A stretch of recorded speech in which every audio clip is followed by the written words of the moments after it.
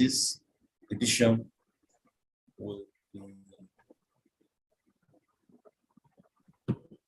be useful to participants, and of course, inform them on how to further conduct their research, via the use of a qualitative approach.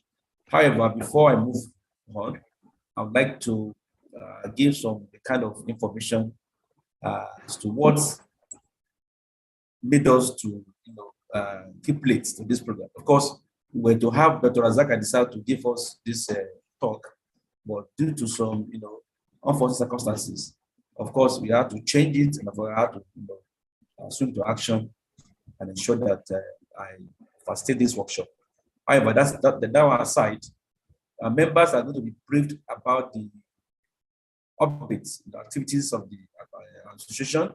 After the session, of course, going to be part of the Q&A session as to what we have done so far, how, where we are, and where we are going to later. After that aside, today's topic is titled Tips on How to Conduct Quantitative Research. And of course, we have had a session that focused mainly on the quantitative research. That was our first session, which was facilitated by Dr. Azad, where members were informed on how to go about the research, on how to carry out research using this approach. As we have said earlier, that quantitative approach is an approach that majority of our people are not conversant with, and some people who are conversant with quantitative approach are not so conversant with the quantitative approach. Quantitative approach is an abandon, or is an approach that is still gaining momentum, is still gaining a kind of acceptance globally. And of course, in fact, in African context, some of our people, or students or lecturers, are still not conversant and still don't believe that quantitative approach can be used to investigate or to carry out research. However, this association intends to further inform us and give us a kind of information that we speed up our quest for getting information on how to conduct quantitative research. Whether you are in health sciences, whether you are in education, whether you are in agriculture, whether you are in engineering, whether you are in medicine, whether you are in pharmacy. So any kind of, be it any discipline that you find yourself, quantitative approach can be used. However, now let's go. Here, I have the outline of presentation, which is, let me go to the next slide.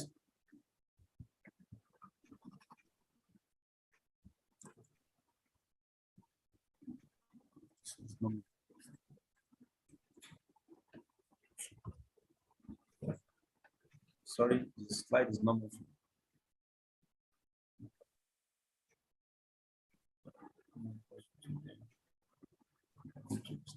Okay, so thank you. So I have the other presentation as you have it, the meaning of research.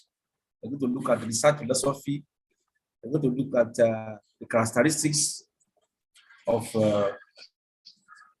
research, meaning of quantitative research, approaches to quantitative research, sampling techniques in quantitative research, methods of data collection in quantitative research, methods of data analysis in quantitative research, and lastly, quantitative research process. This last part is going to tell us what are the processes, what are the steps involved, what are the tips, how do you start and complete a quantitative research. And of course, the last but not the least will be based on what we call the Q&A session, where our members will be able to throw in some questions and to get to be answered accordingly. Now, participants are expected to achieve the following, objectives. 1, to understand the meaning of research. 2, to distinguish between quantitative and qualitative research. 3, to familiar themselves with the concept of quantitative research. 4, to understand the steps involved in quantitative research. And lastly, to be accustomed with the rule of thumbs in quantitative research. Let's start with meaning of research, because it is better for members to get information on what is research and know the meaning of research before they move into part of approaches to research that we have. You all know that in research, we have two approaches to it. You have qualitative and quantitative. But in our case, we are talking about qualitative. And of course, before we move to the quantitative aspect of research, how do we understand what is even research to start with? And if you look at the screen that you have here, the slide, okay. You can see that it has to do with re plus search. Re, it encompasses to again, something again and again, re again. And search means to find out. So by the time you combine these two words together, it has to do with something, searching, searching for something again and again and again, looking for something again and again and again, trying to investigate something again and again. And of course, by the time we go forward, you see that it said, in fact, research is a process which unraveling the facts underlying a phenomenon. And thus, it is a simple process to look at phenomenon again and again from different dimensions. As I said earlier on that, research is a way of finding something at all times. It's a continuous process, and of course, it's something that you continue to do and do again and again. And it's not something that is is static. It's a process that will continue to be for the rest of our life. We'll continue to search for new things because the society where we find ourselves is not is bedeviled or is covered with a variety of challenges, which we know that we are in there. And so research is something that we are going to be doing to ensure that we give back to society by finding solutions to our plethora of problems that we have. So in a nutshell, research is a process of unraveling, of finding solution to a problem that has been identified. Okay, so now, according to AAQREL 2011, it defined research as a careful consideration of study regarding a particular concern or problem using scientific methods. According to American sociologist L. Robert Bobby, he says that research is a systematic inquiry to describe, to explain, predict, and control the observed phenomenon. It also involves predictive and deductive. What we are saying is that research, it has to do with it's a systematic process. It's systemic in nature, and it's scientific in nature. It's a step one after the other that you have to that has to be conducted and ensure that it's followed. It's a systematic process in the sense that you have to move from one stage to another stage, and for you to get to the final destination we are going to. It is a way of identifying, of investigating, of providing solution to a problem that has been identified in society. Let's say, for instance, we are trying to look at the problem of unemployment in African context. How do we begin that?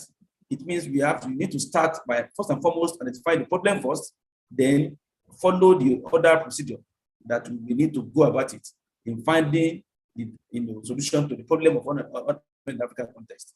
And also, let me give an example of the issue of the gulf between some Western world, like between the US and Africa and Russia. I know it's a problem that has been for decades. And how do we investigate it? How do we ensure that we find the lasting solution to the crisis?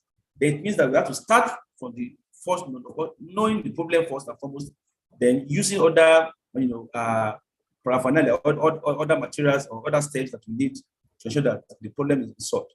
So now, as I said, research, it involves inductive and deductive. Inductive research methods, it analyzes and observes events, while deductive methods verify the observed events. Inductive approaches, in this sense, is associated with qualitative research, while inductive methods are more commonly in consonance with quantitative analysis. Now, I said that, for instance, research is conducted with the purpose to, one, to identify potential and new customers. Let's say, for instance, we are trying to open a company, we are trying to start a company, or you already have a company before that you are operating. And of course, there is the need for us to identify new customers for the company. And of course, you need to begin to do this by identifying potential and new customers. How do you do that? Understand the existing customers. Why are you seeking for new customers? Why don't you continue with the old customers? Because you have established a problem that you tend to solve. Maybe you have not been having more customers before. Then you tend now to have new customers for you to boost or to increase the production or the profits of the company. Now, the next is for you to set the pragmatic goals. What do you want to achieve in this new research that you want to do? So this is a process that, of course, is important. Then you have to develop productive market strategies, address business challenges, put together a business expansion plan, identify new business opportunities. So research in this case, it has to do with a stage-by-stage approach of ensuring that the processes are followed and the stages are conducted to arrive at the final destination. There is this thing, there's what we call research philosophy. Of course, and we have different thoughts. These thoughts are coined and classified into two categories. We have what we call the positive paradigm, and we have what we call interpretivism paradigm. Of course, the positive paradigm, those who belong to that school of thought are called quantitative analysts. They belong to quantitative, approach method. And those who belong to, who believe or who are the followers of interpretivism approach are called qualitative researchers. So it means that we have positivism and interpretivism, which means quantitative and qualitative, methods in research. Now, what's the meaning of quantitative? Those who, they are philosophers who have coined out, assumptions as to what, make a quantitative approach to the quantitative approach. And they back their assumptions with what we call empirical studies to say that the positivism approach is what they believe in. And now, what are the assumptions? What are these assumptions as concerning positivism approach? And let me give you that. One, the assumptions are as follows. One, say positivism, the positivistic approaches to research are based on the science methodologies commonly used in science. Of course, they believe that those who conduct research quantitative majorly in science, and of course, that's one of their assumptions. Now, they said they are characterized by a detached approach to research that seeks out to the fact or causes of any social phenomena in a systematic way. And they said positivistic approaches are founded on a belief that the study of human behavior should be conducted in the same way as studies conducted in the natural sciences. And also, the further go forward that positivistic approaches seek to identify, measure, and evaluate any phenomenon and to provide rational explanation for it. And also, they said this explanation will attempt to establish causal links and relationships between the different elements of the subject and relate them to what we call a particular theory of practice. And lastly, they said there is a belief that people do respond to stimulus or forces, rules, and external to themselves, and that these can be discovered, identified, and described using rational, systematic, and deductive. So these assumptions are put forward by positivists. These positivists are those who believe that research can be conducted using numbers. Research can be conducted using instruments. Research can be conducted using large number of participants. They believe that human being can be measured by a number. Human being can be measured by using what we call a variety of instruments that has to do with survey method. And those who belong to this kind of, they are called quantitative analysts. Now, let's look at interpretivism. Interpretivism, philosophy was put forward by philosophers like Max Weber and other group of philosophers who are of the opinion and have a strong belief that no, that research may not be readily be done using large numbers, and they believe that research can be conducted using small number sample size, and they believe that you don't need to give plenty of questions to participants before you can get what you want. They believe that if you have small number of sample size, of course you'll be able to get your information and make what you call a final conclusion that can be used to generalize the whole context.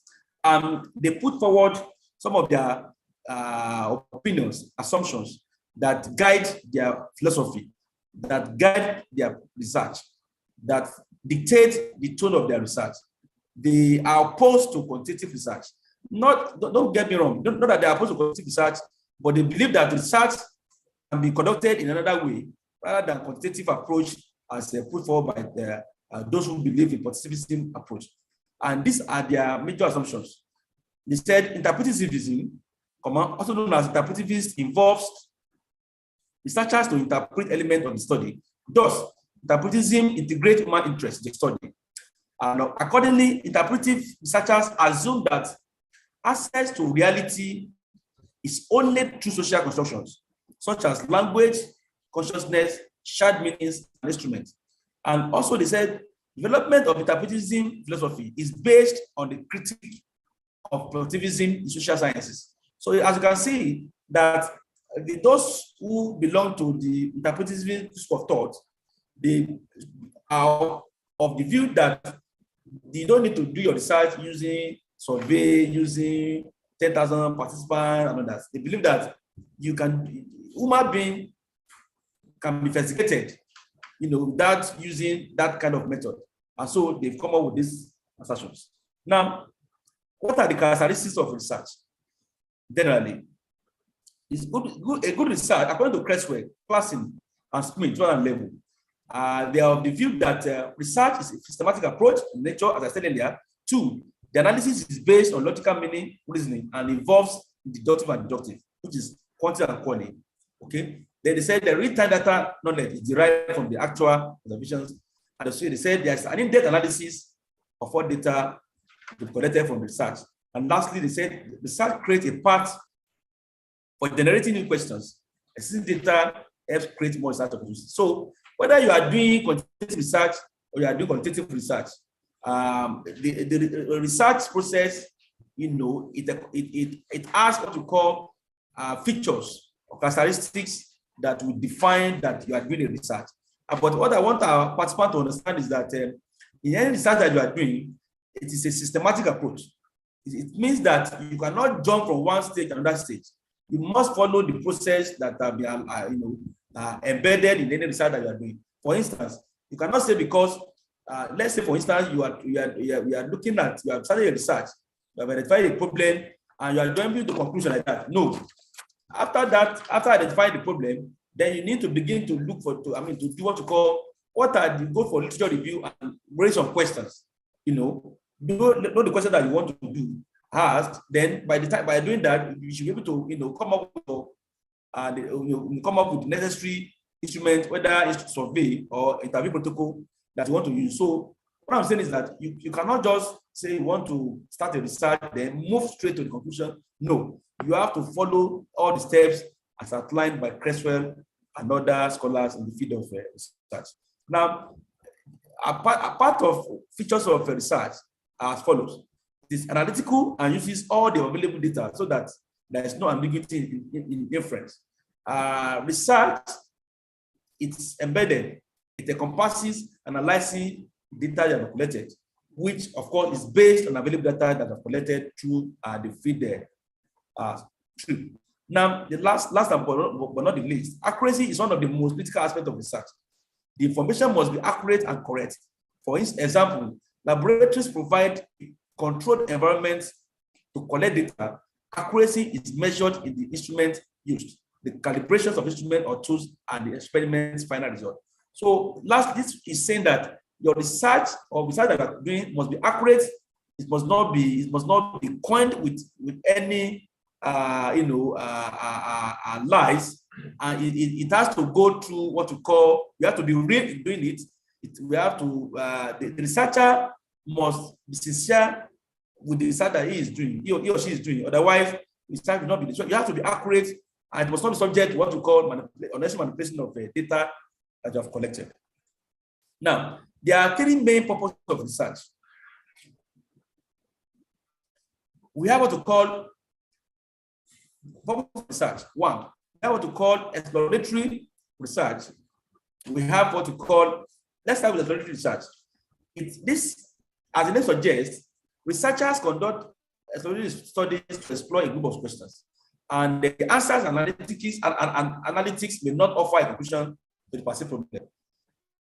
To handle new problems. We conduct research to explore a phenomenon. We conduct a research to explore what has not done before, with a view to getting a kind of information that will enable us to draw or make inference as to the research problem. So, in a nutshell, research can be conducted with the purpose of using what we call exploratory method by exploring a phenomenon to ensure that you get this answer to your problem. Now, we have to call descriptive research. This is another purpose of doing research. Of course, it focuses on expanding knowledge on the current issues through a process of data collection. Descriptive studies describe the behavior of a sample population. Only one variable is required to conduct the study. The three primary purposes of descriptive studies are to describe, to explain, and validate the findings.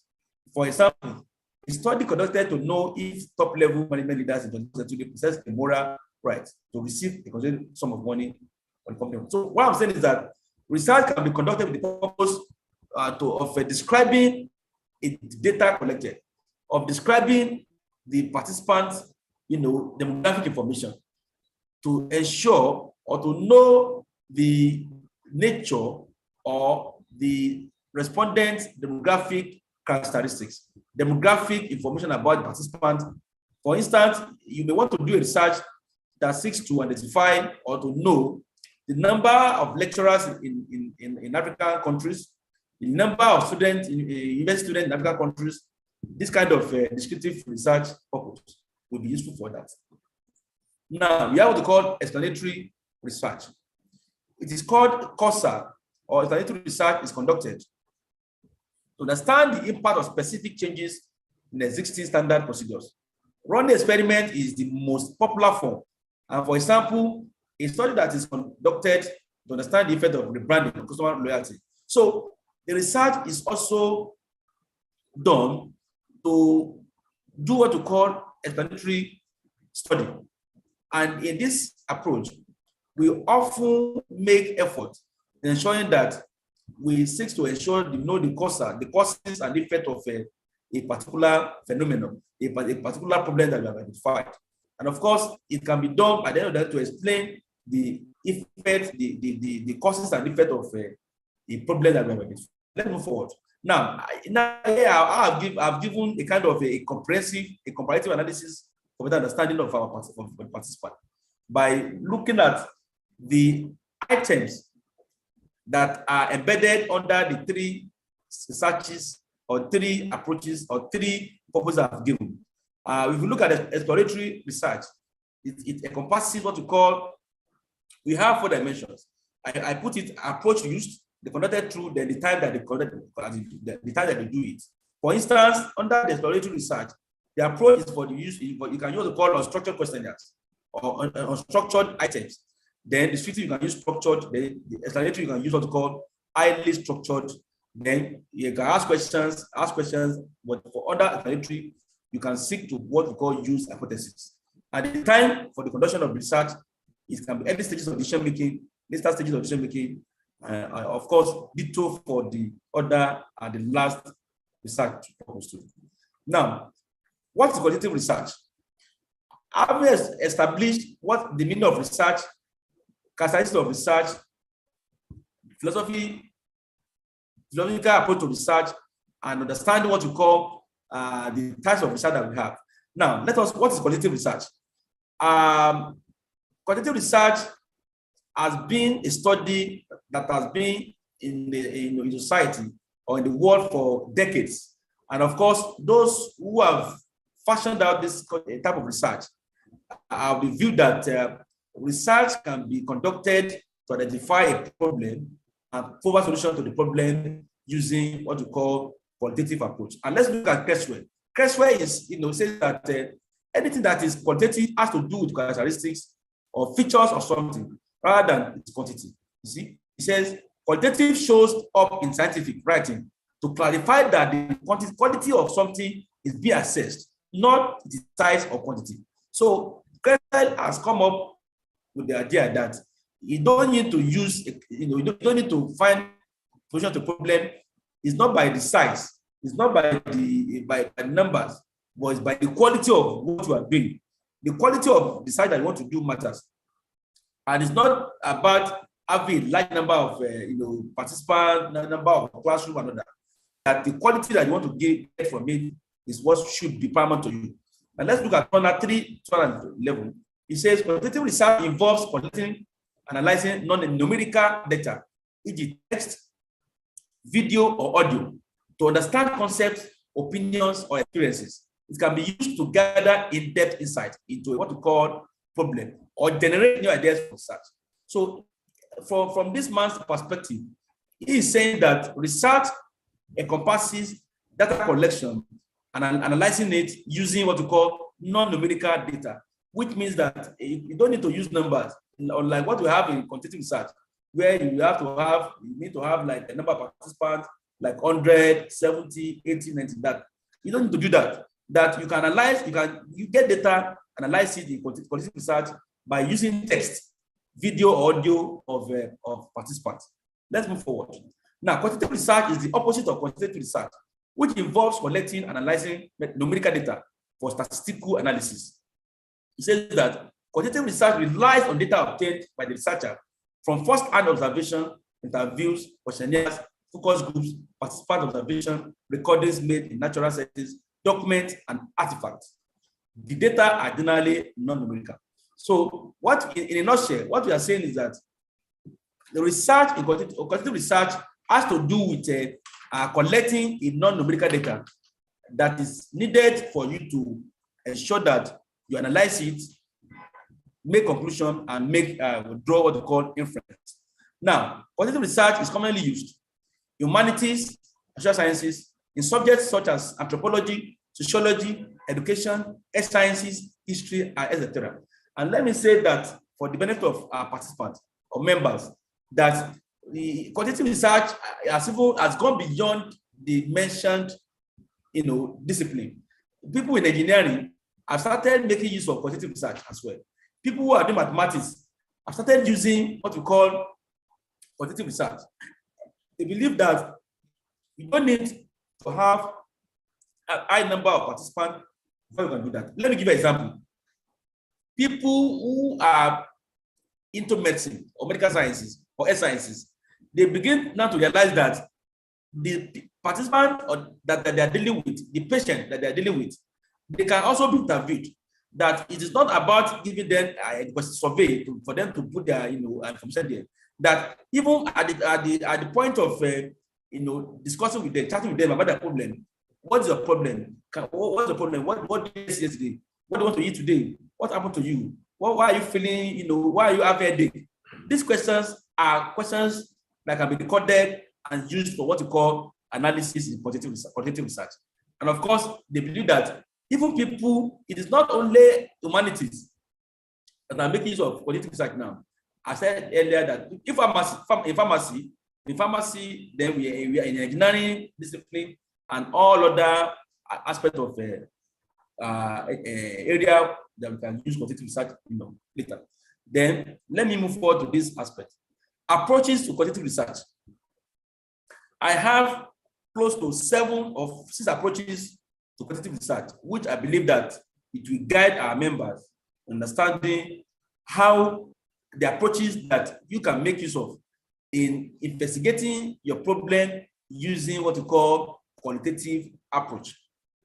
Qualitative research is used to understand how people experience the world. While there are many approaches to qualitative research, they tend to be flexible and focused on retaining rich meaning when interpreting data. Common approaches include Gannett theory, ethnography action, ethnography, the actual research, phenomenological research, and narrative research. They share some similarities, but emphasize different, what we call aims and perspectives. And of course, we have Gannett theory. Under Gannett theory, researchers collect rich data on a topic of interest and develop theories. Most of the theories that we have currently in this world were conducted via Gannett theory, where the studies were conducted to come up with what we call theories that we are using now.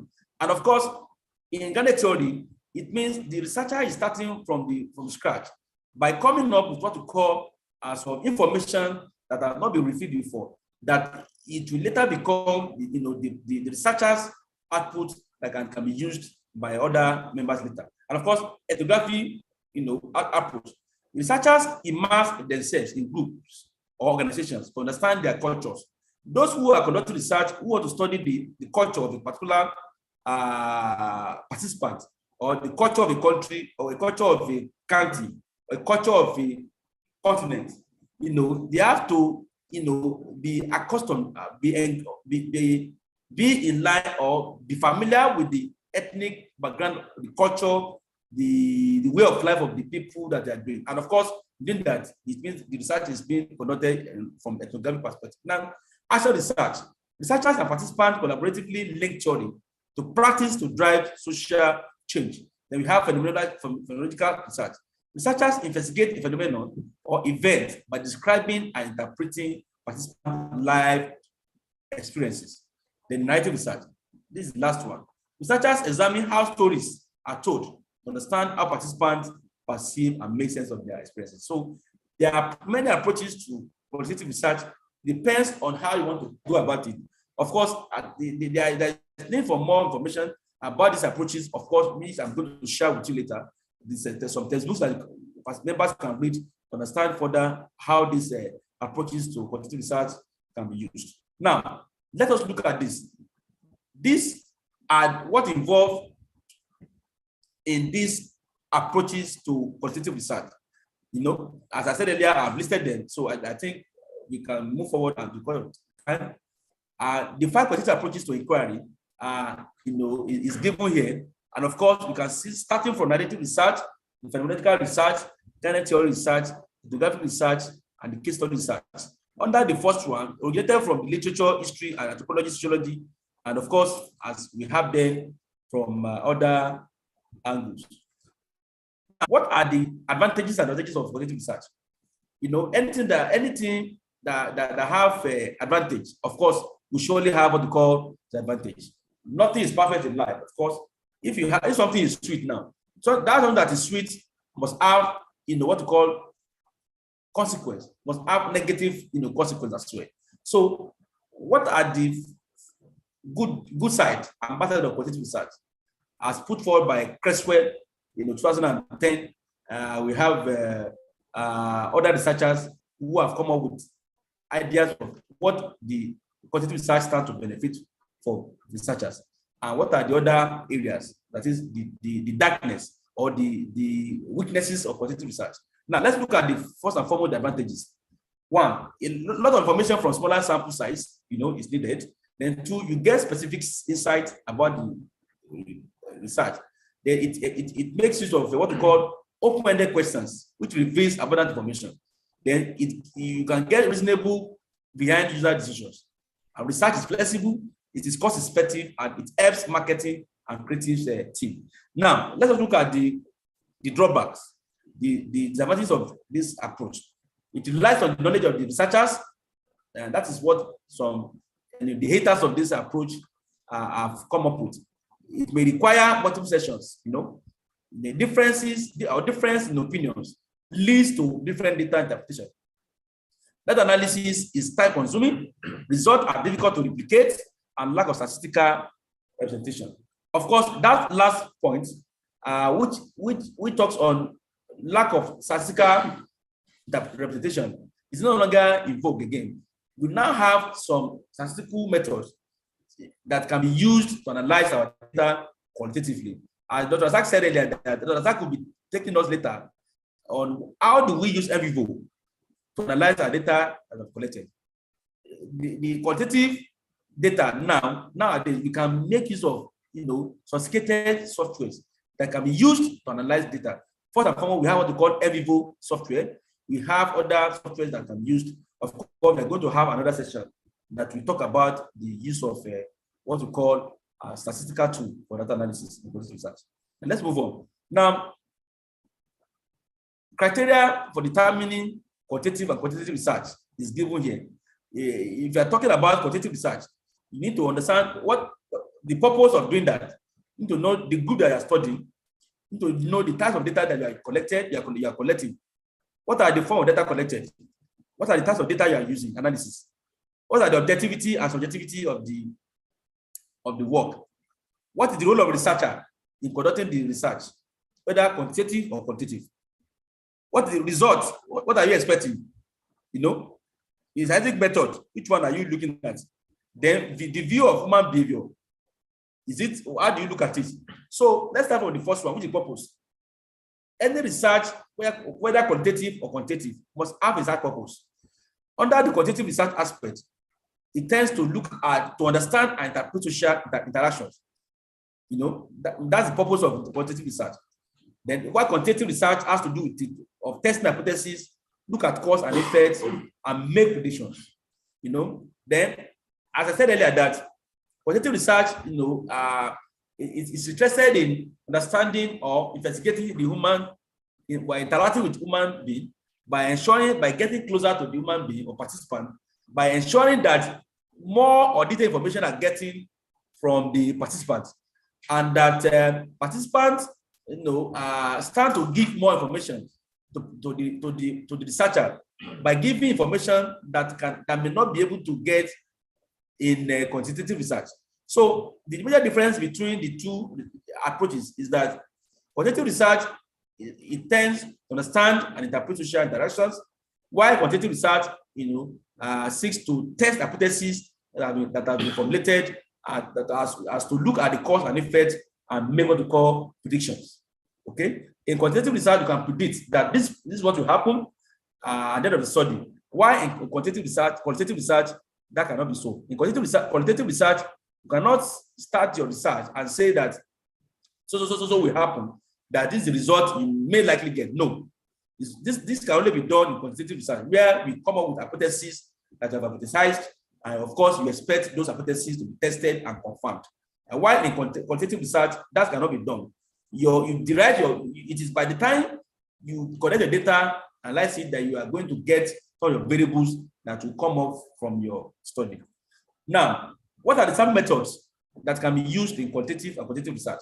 Of course, our focus here is basically on qualitative research, but I decided to put this two up so that our members can be well guided, our members can be well informed, our members can understand and understand the distinction between the two methods, so that you say, how do I go about it? Oh, I'm not familiar with quantitative research. Oh, I'm doing this, I'm doing that. Because some members of this association may be vast or be grounded in quantitative research only. So by putting all these two things together, it will guide us better and enable us to understand how the two vary from each other. Now, the assumptions of quantitative research concerning the sampling technique is that we want to generalize to the population. The random events are predictable. We can compare random events to our results. Therefore, probability sampling is the best approach. That is the assumption of quantitative research with respect to quantitative sampling technique, methodology. Now, let's go to quantitative approach. It says that social actors are not predictable like objects, and they said randomized events are irrelevant to social life. And they said probability sampling is expensive and inefficient. Therefore, non-probability sampling is the best approach. So, in this kind of a sampling technique under the two methods, you cannot say that your own is the best. You can only stick to your own approach and and stand and defend it. So whether you are doing quantitative approach or quantitative approach, you are on the right track, and you can be able to justify the reason why you are using them. And let me say that that by the time we are going to have another session that will talk about mixed method approach, then you now understand the importance or usefulness of the two methods put together. But that will be another session entirely later. Now let's move forward. Now, I've grouped what are the classification of sampling methods in qualitative in research. You know, we have some methods. We have from the left hand, we have what we call probability samples, which encompasses systematic approach, stratified, cluster, and super-random.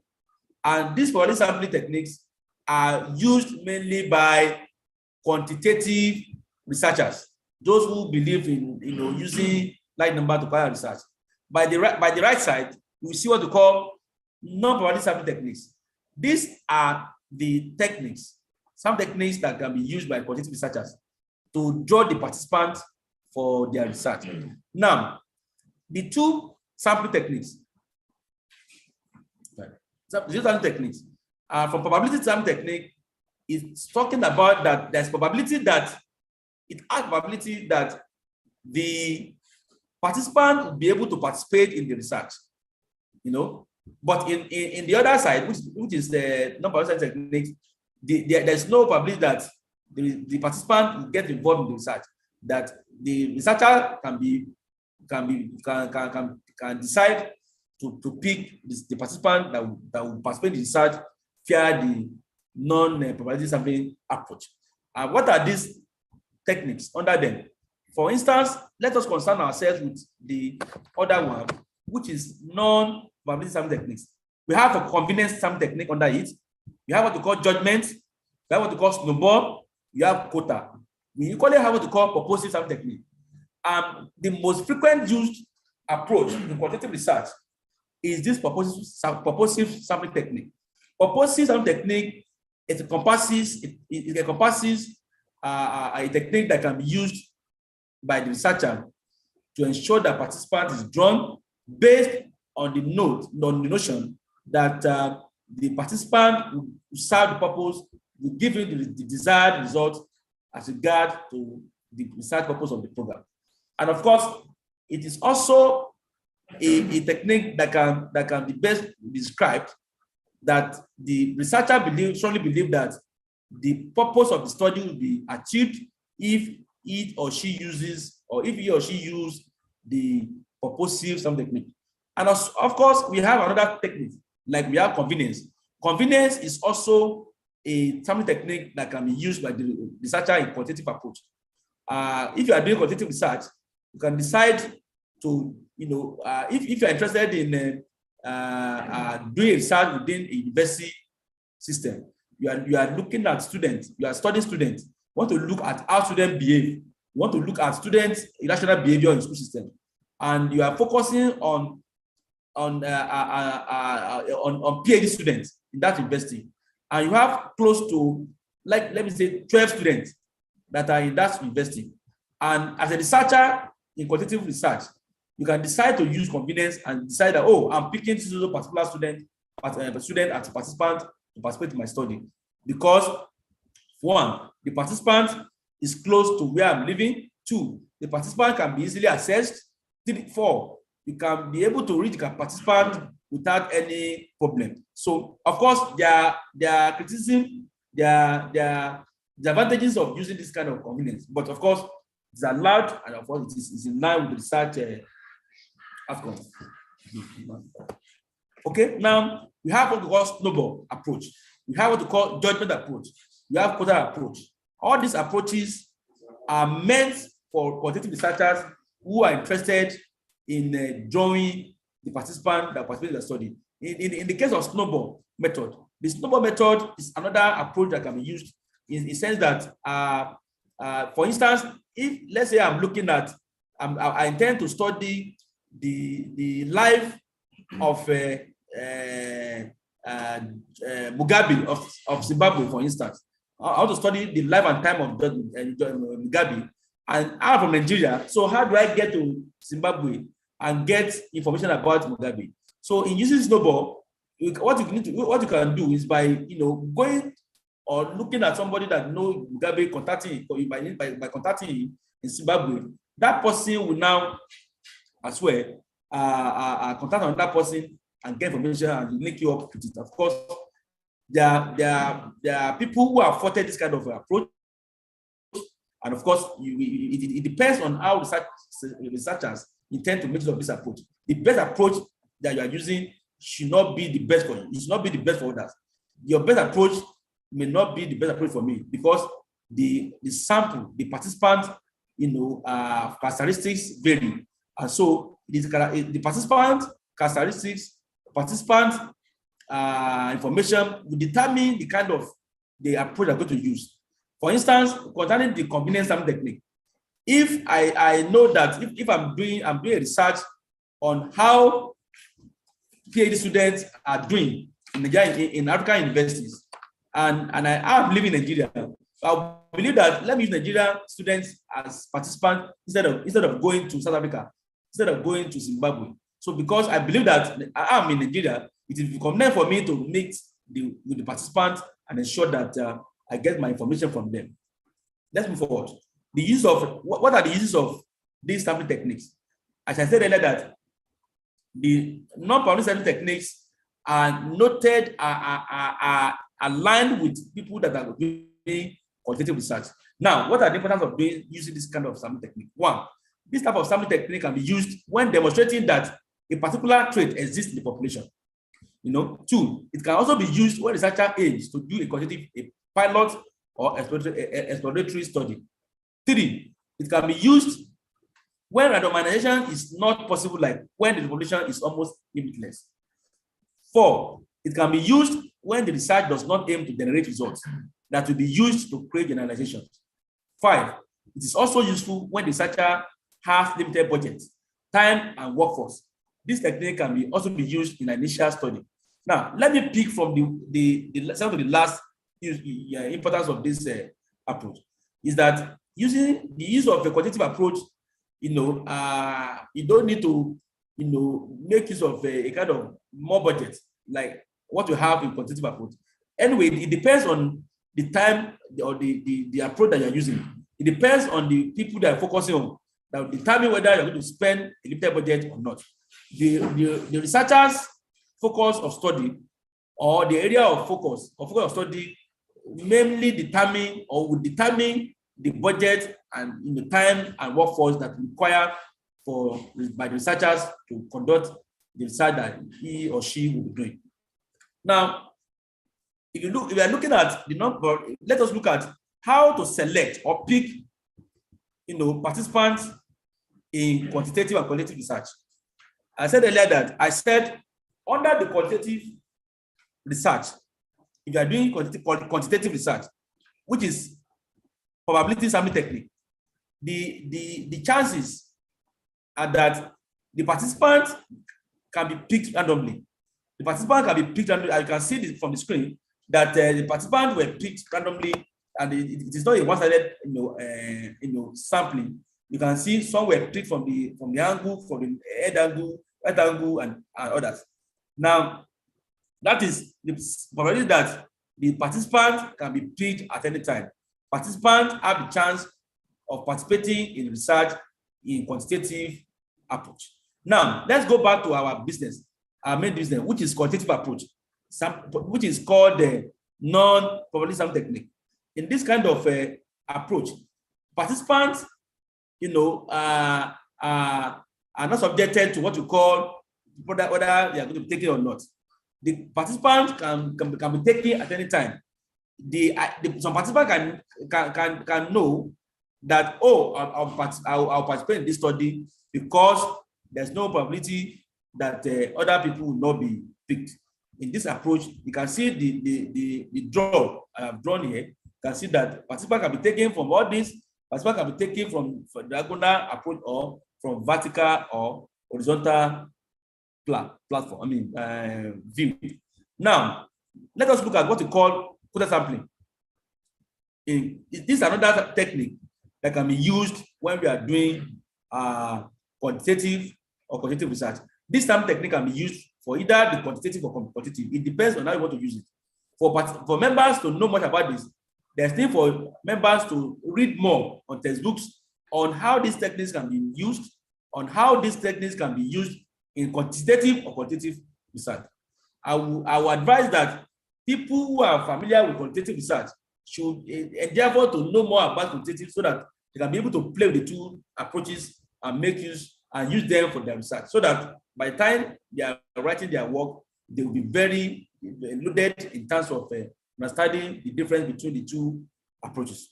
Now, in quota sampling technique, this type of technique can be used in quantitative or qualitative research.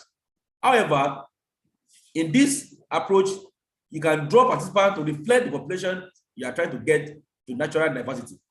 Let's say, for example, if you are using HHS as a population, you make sure to get the same amount for each grade and each gender.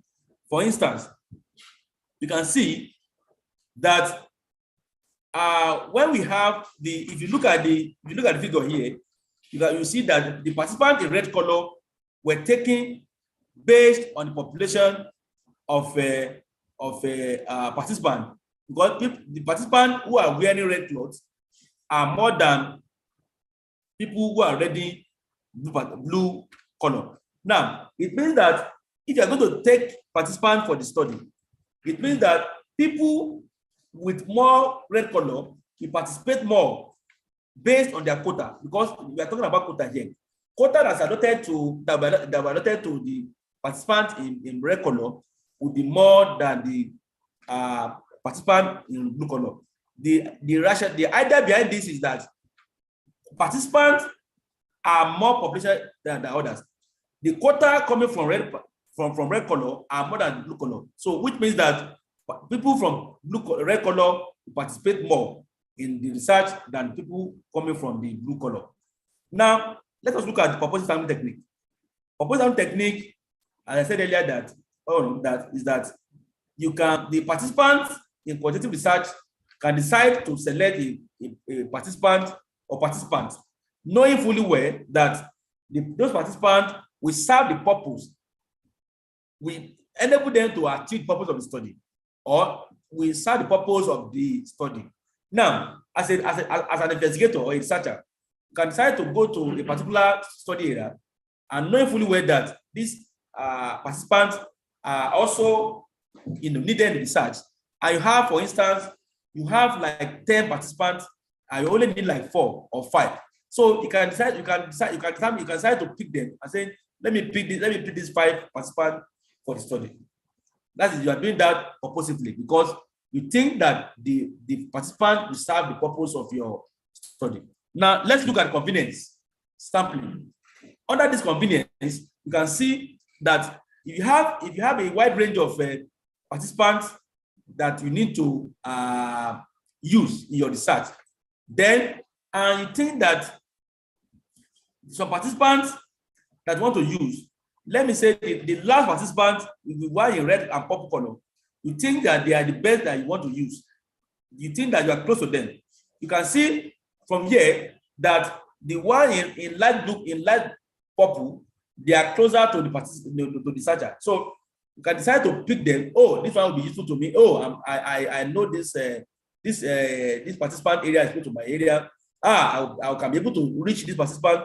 So you can sample them. You can pick them based on your convenience, based on the fact that it will be convenient for you to meet them, and it is allowed in research. According to Creswell 2012, is of the view that no approach can be faulted.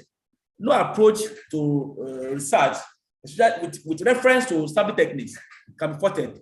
That the moment you are able to justify the reason why you are using that sampling technique is important. That if you can justify the reason why you are using it, so be it. Those who are using other sampling techniques will tell you that no, this one is not scientific in nature. But they will tell you that, for instance, if you are interested in doing research that will talk about the issue of a war between Ukraine and Russia, for instance, I want to do. Will you go to Russia, Ukraine, and be using the questionnaire to participate? No. By the time you get to the country, you'll be bombed because the war is currently going on in the country. So what you can need to do, how do you get your participant? is by looking for the people that are close to you within the area and get close to them and do your interview with them, and of course, and that's why I said in some cases you cannot say this quantitative research is the best. Also, you cannot say this quantitative research is the best. It depends on the one that you want to use, based on the way and method you are using it. What matters most is that you follow these processes or the procedure, or the stages that are involved in the two approaches. So it depends on what you do about it. Now let's move forward. Now we are looking at snowball sampling technique. I said earlier that snowball sampling technique is another technique under qualitative research approach. And of course, you can see that, for instance, if you want to do a kind of research of data collection, and you don't know, for instance, you are doing research about the history of Mandela of South Africa. Now, you are not in South Africa, and you are not close to the family of Mandela. How do you now get to know about the information? And what you want to use interview? Oh, okay. Now, what you to do is for you to contact people that you know in South Africa. That person will now contact you or link you up with people that are directly involved or related to Nelson Mandela of blessed memory. So that's a snowball. The snowball can come across. It can come in different shapes and different sizes. And of course, it depends. So I strongly want to say that the participants and members can read more about these methods for the purpose of understanding more on them. Now, what are the quantitative research methods? After you have identified your population, your participant, what are the instruments or methods or instruments that can be used in getting your data from the participants? Now, generally, according to Creswell, is of the view that there are a variety of methods that can be used in getting data from the respondent or participant. Okay? In qualitative research, we don't call them participants. We rather call them, we don't call them respondents. We call them participants. We call them interviewees, or we call them another name that we have, but not respondent. Respondent is common to people who are conducting quantitative research. Please note that.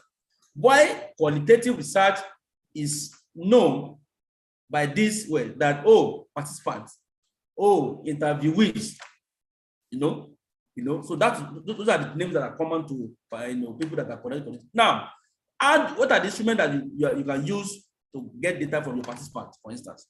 Now, according to Creswell, he outlined 4 methods in which they can be used to elicit information from the participant in qualitative research. Now, we have what we call one-to-one interview. Interview is the most commonly used method of data collection in qualitative research. In fact, some people are of the view that interview is the only way that you can use to get this information. What it is no. The answer is no. Now, we have other methods of data collection. We have what we call focus group discussion. Focus group discussion is another way of getting data. Of course, it involves it's a kind of interview between a group of people and a researcher. Now, focus group discussion is another method in which participants will draw a group of participants that are involved in research, and of course, ask them some questions and get them to solve the problem for the problem at hand. So you can read more about. We are going to have another lecture or another workshop on how do you use focus group for data collection. Our focus will be that target will be the next session. Now, observation. Research data can also be collected by the participant by observing the issue, the problem, by observing the participants, by observing a particular problem that you intend to find out. Let's say, for instance, I want to investigate the causes of problem of a war between Ukraine and Russia. Now, if I go there, if I tend to interview them, I may run into trouble water. If I want to know the reason why they are having problem by interviewing them, then I may be bombed. God forbid bad thing. Now, I can decide to go to the country and observe the way they are doing. Go there, look at the way they are doing. Go to Kiev or go to neighboring countries that are closer to Ukraine and observe the way they are doing. Then you can make your report and make your findings, and draw inference that, based on my observation, the crisis in Ukraine, it was started or is due to so and so. You write your report and analyze it and get your data and draw inference. And of course, there are approaches or methods or tips on how you can do observation, observational way of get data from participants. Of course, there are ways you can do it in a way such that data will be collected from the participant without them knowing what you're doing. Now, in observing participants in research, you can let them know that you are doing it. I can do it in another way for them not to know that. But each way that you want to use, it depends on how you want to go about it. If you are using observation method in getting data from participants, so be it, no problem. But that has to be done in a way that it will not lead to your death. It will not have problem later to you. And let me use another example. Let's say, for instance, I want to observe the way students are making noise in classroom. As a teacher, I decide to go I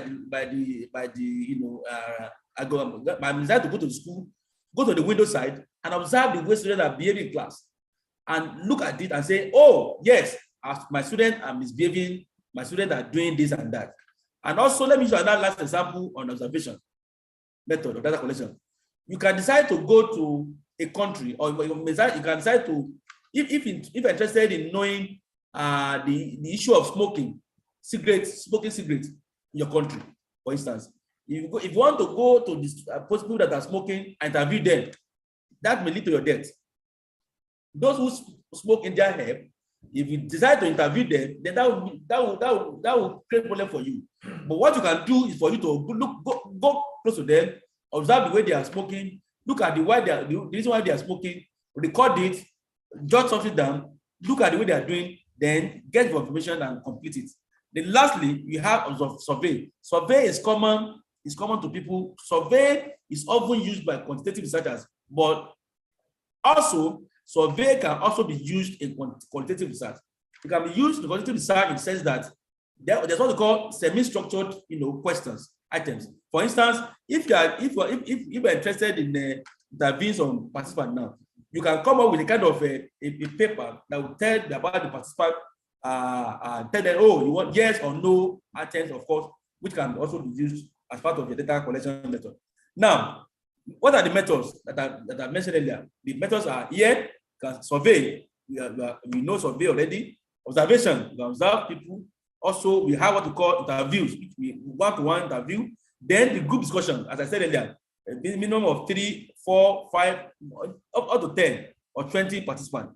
There's what we call rule of thumb as to the method you can use in selecting this, making use of this method. You can read more on Presswell's textbooks and look at what we call the Qualitative 2007, and of course other Indian man that did textbooks on it. Now let's look at what we call quantitative research aspects in terms of credibility, dependability, probability, transferability. As we all know in quantitative research, also in quantitative research as well, your method must be credible, it must be transferability, it must be dependability, it must be probability. Of course, you can have read later about this. Credibility has to do with the credibility of or trustworthiness of the data you are using, of the data you are collecting. Is it trustworthy? Can it be used later for research? Can people trust your data you have collected? So these are the questions that I beg for answer in this kind of area. Now, these are the tips on how to collect data in quantitative research. You can use interview, focus group, then observation. Then you provide what you call a comfortable setting of participant interview and focus group. Then being a subjective study, context and background are important. Then you need to record as much as details as possible. These are the tips on how you can do a data collection in quantitative research. So you have to start by making use, which approach do you want to use? Do you want to use interview or focus group or observation? Then you need to provide a setting or time that you want to do the data collection. Then you have to be objective, or subjective in your data collection stuff. Then you need to record your data you are collecting. You can record with the use of tape, as radio tape, even with camera, video camera can be used to record your interview with your participant. The essence of having interview recorded is to ensure that your data is not lost, to ensure that your data can be used again and again, that your data can be used later when you are doing another research. Now, what are data techniques in quantitative research? How do you analyze your data in quantitative research? Now, first and foremost, you need to prepare and organize your data. This may mean transcribing interviews. After you have done your interview, then the next thing for you to do is for you to transcribe your interview. By transcribing it, what are the things that you need in transcribing data? You need what you call a laptop, you need a jotter, you need what you call earphone that you need to transcribe what you call your data you are collecting. Then you need what you call biro and jotter. As you are, the data transcription can be done in two ways: manually or through digital approach. If you are transcribing your data manually, you can start by listening to your interview. As you are listening to it, you can be writing them. As you are listening to them, you write it down using biro and paper. That's the manual way of doing it. Then, of course, in the past, the manual transcription was limited to what we call the use of pasting your paper on the wall and identifying the codes, the teams and sub-teams and others. But in another way of ensuring that you transfer data can be transcribed by opening your laptop, putting your headphone and listening to it and be typing like that, so that will reduce what we call errors, and of course it will ensure that your data is collected without any problem. Then review and explore your data. Your data needs to be examined for patterns or repeated ideas that emerge. In quantitative research analysis, there are many ways to it.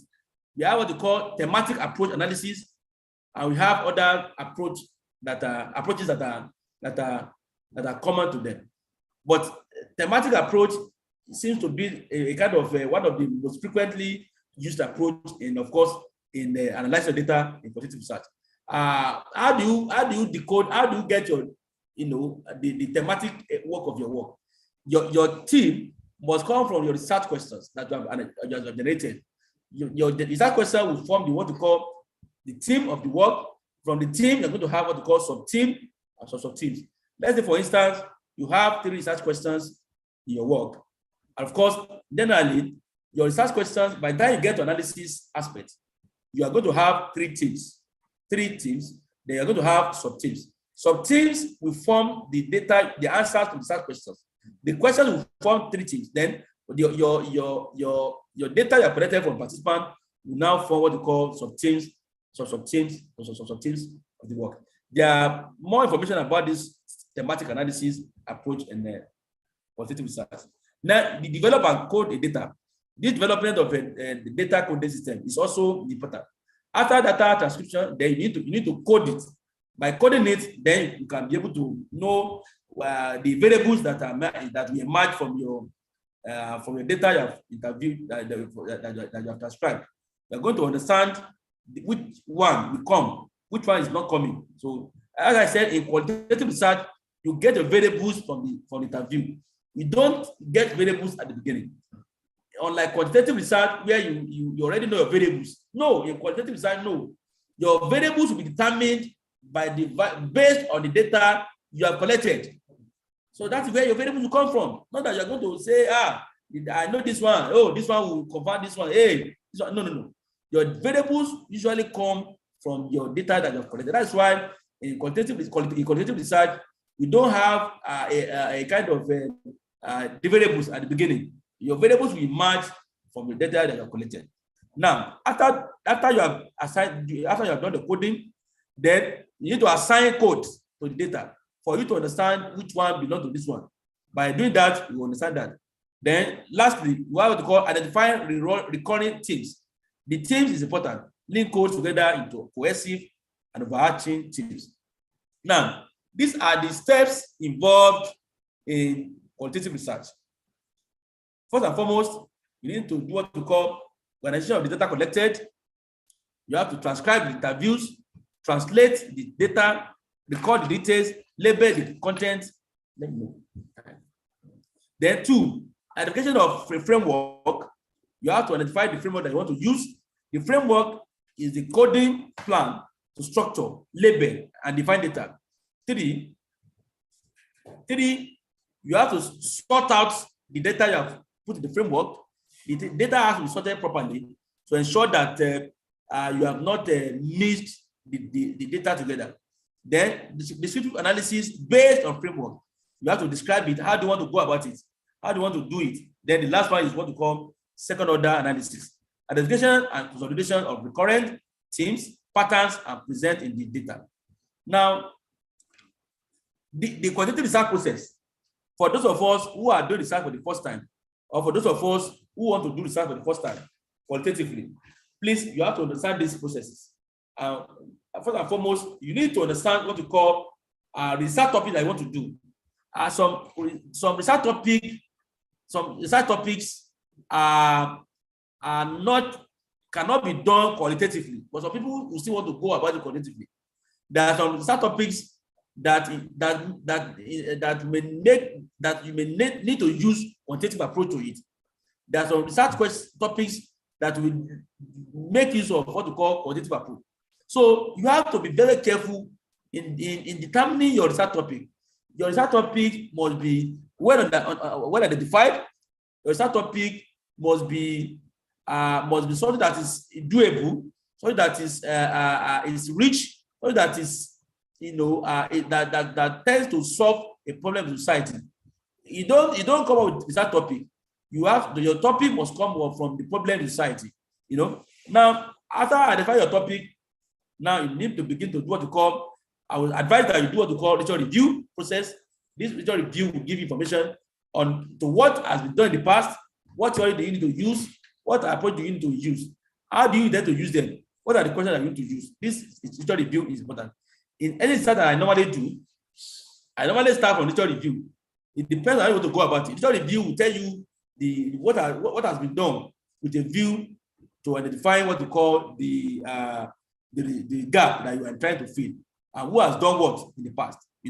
Then after that, you can by doing what you call data, you can determine your sample size and techniques. From there, you go for data collection. From there, your data can be processed, analyzed. Then you need to use what you call theory, application, and others. Then you can, if that is not done, you can again reschedule the process again, follow it again. Now, let me give you this quote. Unfortunately, everything that can be counted does not necessarily count. Everything that counts cannot necessarily be counted. This is from Albert Einstein. Albert Einstein is a professor of the mathematics, of course, physics rather.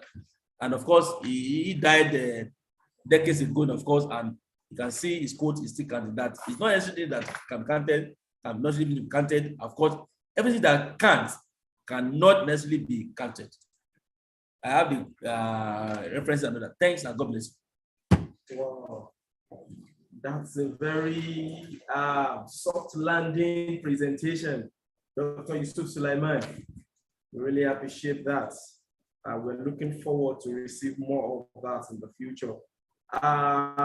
Participants, we want to go to the next session of this meeting now, which is the question and answers. But before we go into that, we all know that Dr. Yusuf Sulaiman started from the foundation of what research is all about, to the extent that he was able to give us various approach to qualitative research and the distinctions between qualitative and the quantitative research. He introduced to us what sampling methods in research are and the classification of these sampling methods in both quantitative and qualitative. He mentioned some of the instruments we could actually use for data collections, which is focus groups, interview observations, and survey. And he also emphasized more on the tips for qualitative data collection. And he also emphasizes more on data analysis techniques in qualitative research.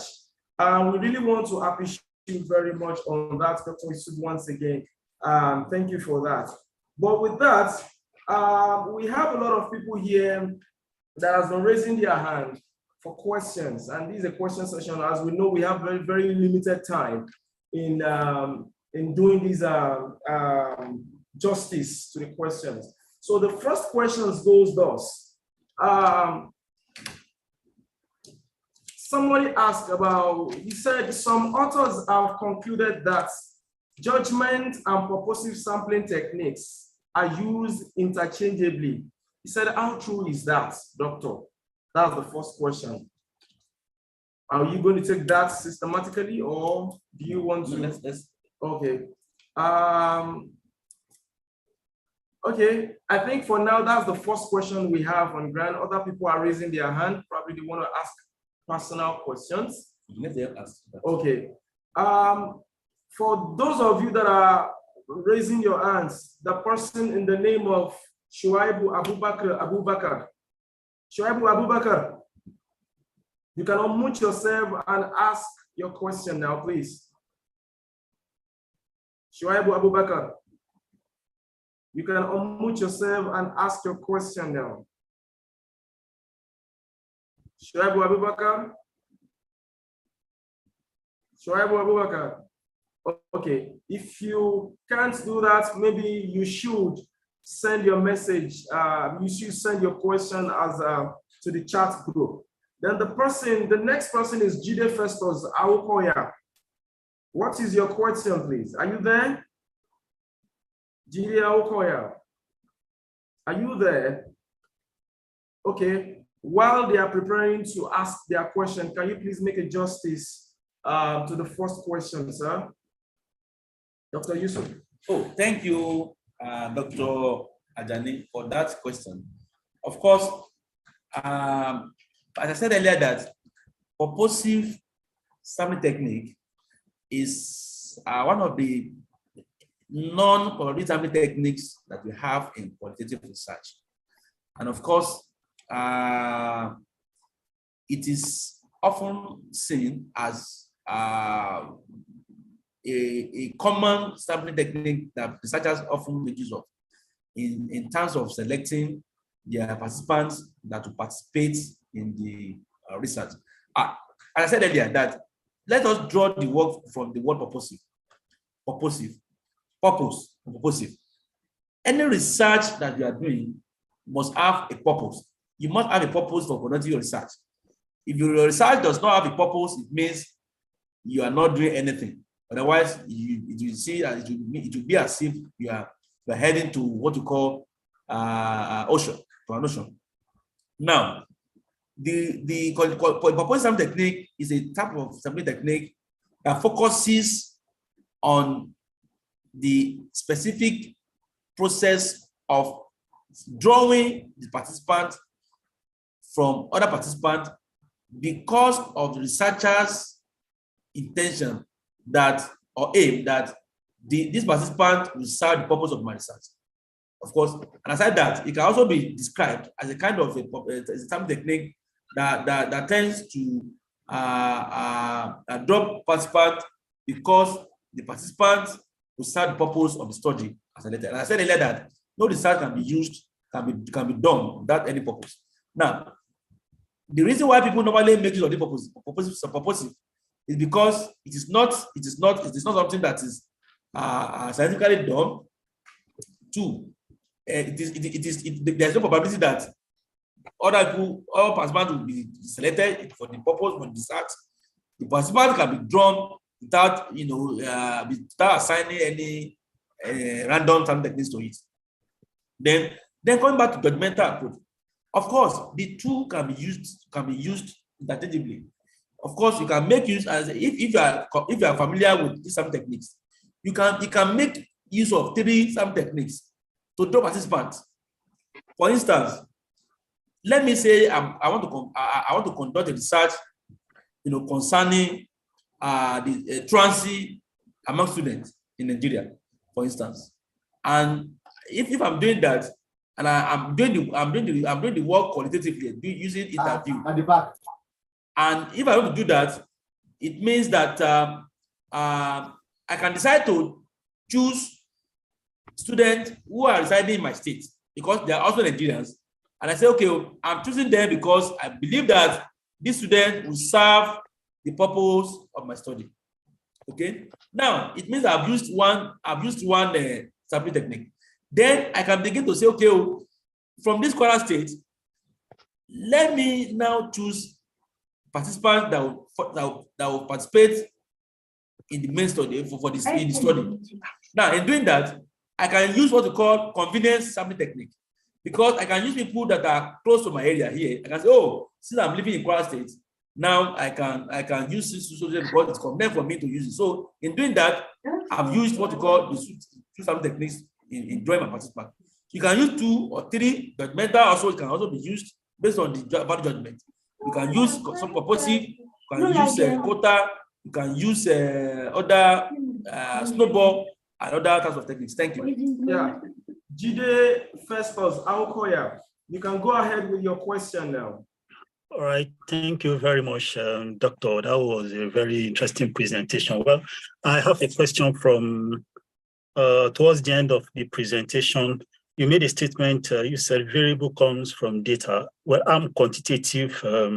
I followed quantitative research, but I don't know, I don't understand that, because I think in quantitative research, as I follow, I develop my variables before collecting data. In fact, I think my data is meant to justify the relationship between my variables. So when you say variable comes from data, I wouldn't know how that works. Maybe that is particular to qualitative. Can you please expatiate that, sir, please? Thank you, Ms. Dr. Jide Festus Aokoya, for that wonderful question. What I was saying that time was that I said, in quantitative research, of course, I'm talking about people who believe that the research can be conducted with the large number of participants, respondents in numerical form. Those who hold the view in that approach, for instance, we are doing research that is talking about relationship between A and B. Of course, you need to have a variable. Let's say, for instance, I'm doing a research that's talking about the impact of technology or the impact of ICT on lecturers' effectiveness in Nigerian universities. The impact of ICT on lecturers' effectiveness in Nigerian universities. So it means I'm looking at the impact of A over B, the impact of independent on variable. It means I have to have my variables already identified, and I need to go for hypothesis postulation, and the hypothesis will now be tested.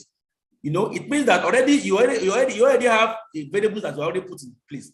But in qualitative research, if you are doing a research qualitative approach, you don't need to come up with variables and research variables. Your teams, your analysis, your variables usually come from when you have collected your data. Your data will dictate the tone or the pattern of your variables that you're going to have. What I'm saying is that you cannot say you are doing the research in qualitative using interview or focus group, and you say you already know your variables already. It means you have completed your research, and that's the distinction between quantitative and qualitative research. Thank you. Yeah. Shuaibu Abubakar, can you please place your question forward? Shuaibu Abubakar. Yes, I'm we can hear you. Are you hearing me now? Yeah, it's a bit clear. Go ahead. We'll manage. Shuaibu? Okay. Without wasting much of our time. Toyin James Olanikwekun, can you please go ahead with your question? Good afternoon or good evening. Thank you, Dr. Yusuf Sulaiman. It's a nice presentation. I think I've gained a lot from it. My question goes straight to a quantitative analysis, in the sense that when you prepare the questionnaire, you have an aspect whereby it's an open-ended. Normally for quantitative analysis is normally close-ended questionnaires, but there are a particular aspect of it which is open-ended questionnaire, whereby the participants or the respondents are meant to type in their suggestion, because that one is basically on strategy to improve innovation in construction. So they are meant to type in their suggestion in which we can improve it. But at the long run, you'll find out that the responses are in words. They are typed not in quantities, whereby you can count, okay, this is the number of people that said this. So they have different opinions totally. So in that case, how do I analyze that kind of results?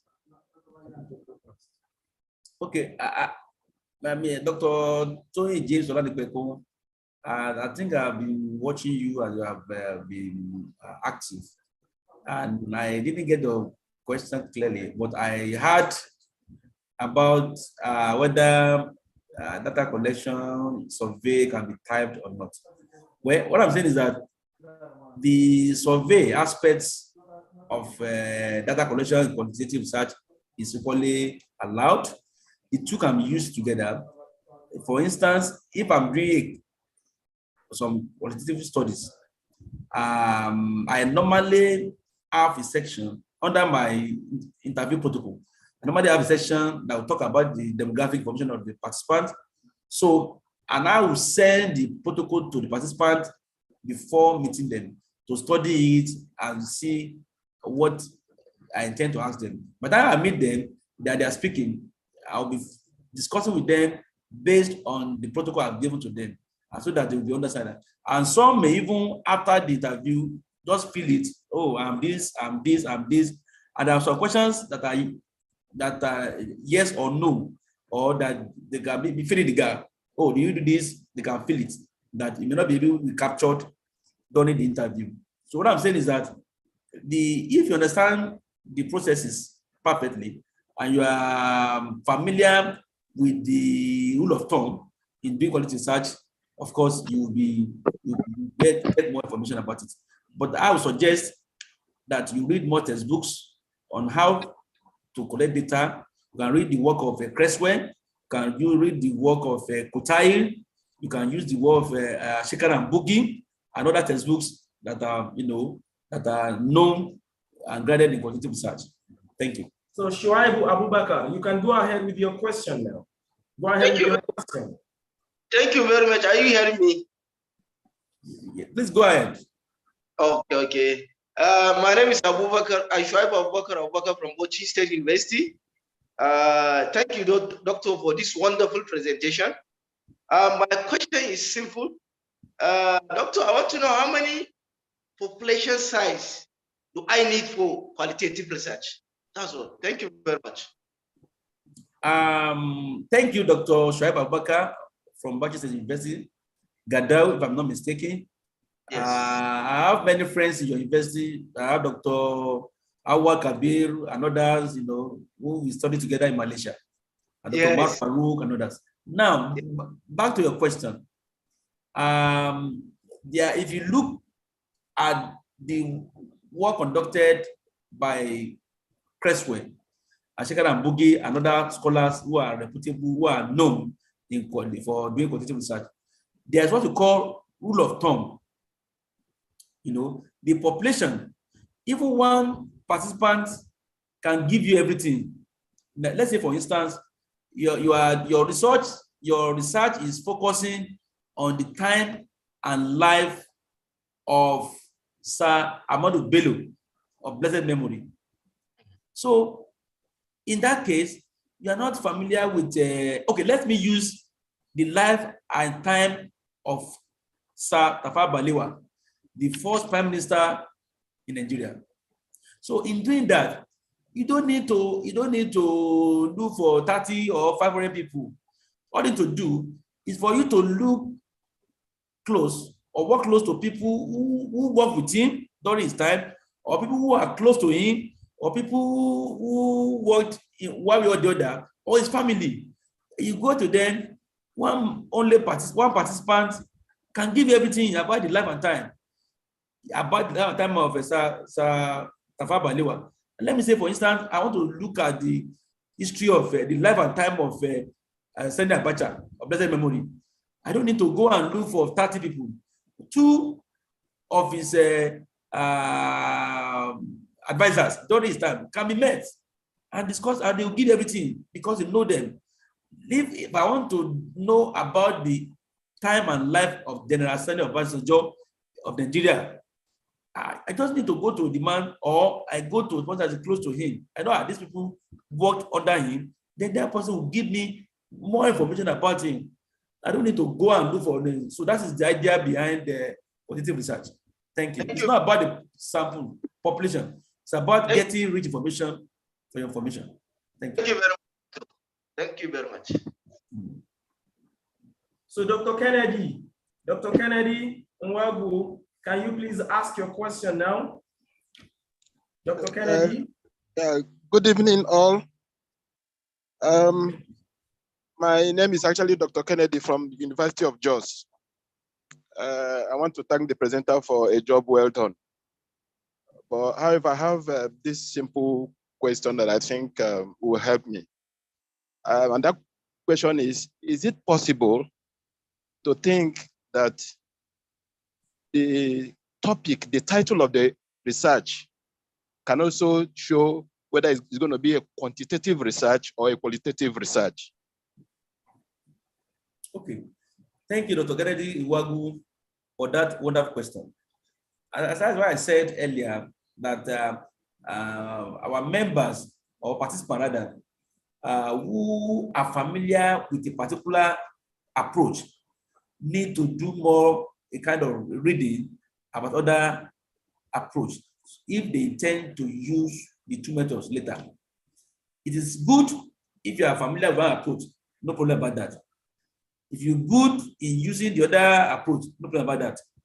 If you're interested in knowing the 2 together so that I can be able to use them in your research, then there's need for you to understand the rule of thumb and the content and the processes that are embedded in the 2 approaches.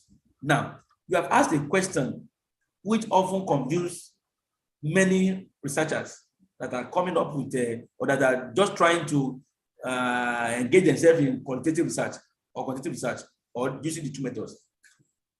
There are some questions, there are some research title or that can reflect qualitative or quantitative in nature. There are some research title that only reflect qualitative approach. So it depends. Now, let me give you an example. I have this research topic titled An Assessment of Student Academic Failure in Mathematics.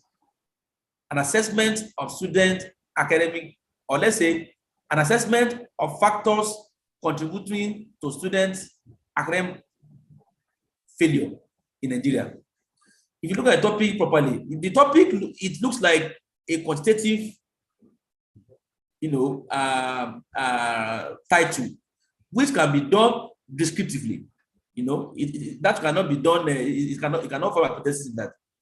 You can use descriptive approach and analyze your data, but also in that kind of research, you can also make use of qualitative approach to be embedded in that.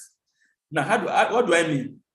If, for instance, if you are looking at the factors contributing to student poor performance mathematics, then you can, after using survey to get information from the teachers, for instance, you can as well interview the students that are in school. Why do you often fail mathematics? Or interchangeably, you can use survey, okay, for the students to get the information about their performance, the factors contribute to their performance, their poor performance. Then you can now go further by engaging the teachers who teach mathematics by interviewing them So by doing that, it means you have made use of the two methods. And you can decide to go qualitatively for the study. It is allowed. Only what you need to do is to say that you need to justify that, sure, previous or prior studies have been used which focus mainly on quantitative approach in investigating factors contributing to student poor performance in Nigeria. We now said, oh, according to Yusuf, 2010, this one and this and that have done that and found social results. However, this your study intends to now explore the qualitative aspect of it by understanding the problems or factors contributing to student performance, so that you can be able to either discard or confirm the prior studies that have been conducted quantitatively. Thank you.